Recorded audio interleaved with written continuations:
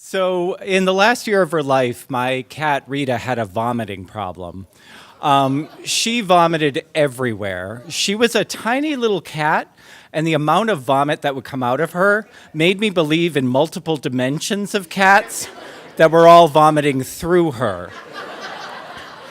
Now, she didn't like to vomit on anything hard. She liked to be on soft surfaces. So she would jump up on the bed or on the couch, and all of that was a little bit difficult to clean up. And you could put her on the floor, on the hardwood floor, when you were home, but I had to go to work. And so I used to put out towels and drop cloths and sheets, and then when I come home from work, it would look like a crime scene at a pie eating contest that was themed on fish.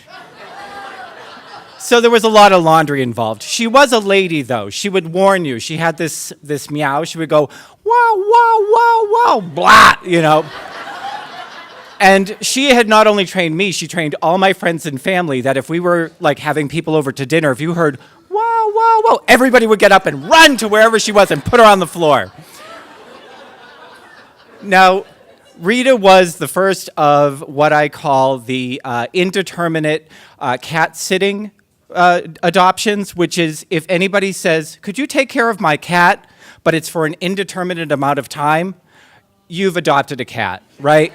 It's now happened to me multiple times, and I fall for it every time. It's like, we just don't know, just a couple of days, and then a long time later, you're like, this is my cat. And I got her from a friend of mine who I had never met.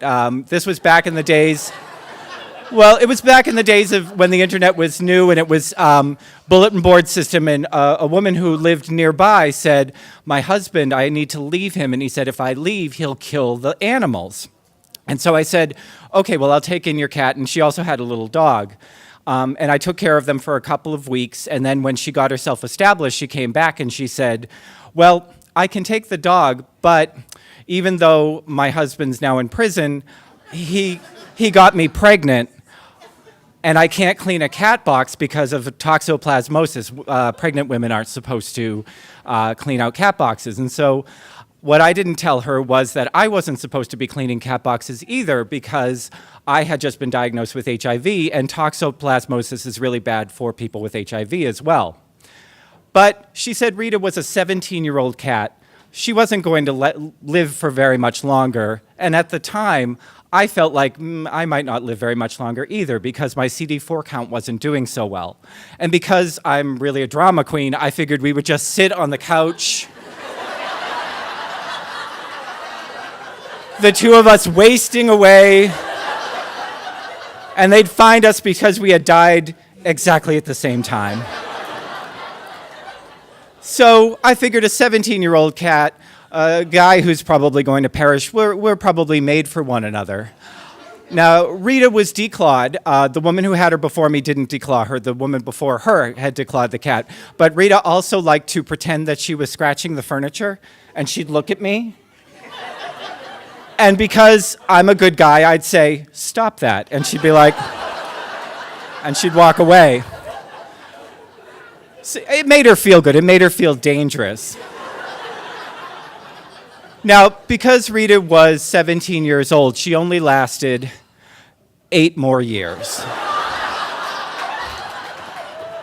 And we went through a lot together. I went through a really hard time. Not only had I gone through HIV with a lot of medications that didn't work out for me, I also had lost my house, I had lost my job, I had lost my car. She was with me the whole time, just pretending to scratch the furniture and throwing up on it. So it worked out really well. But eventually, it was her time, and I was in a much better place.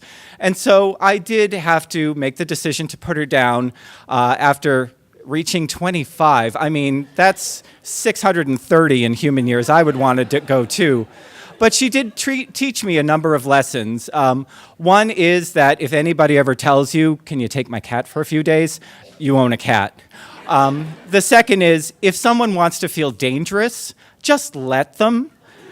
And the third is, if you are going to feel like a badass and throw up, be a lady and warn people about it. Thank you.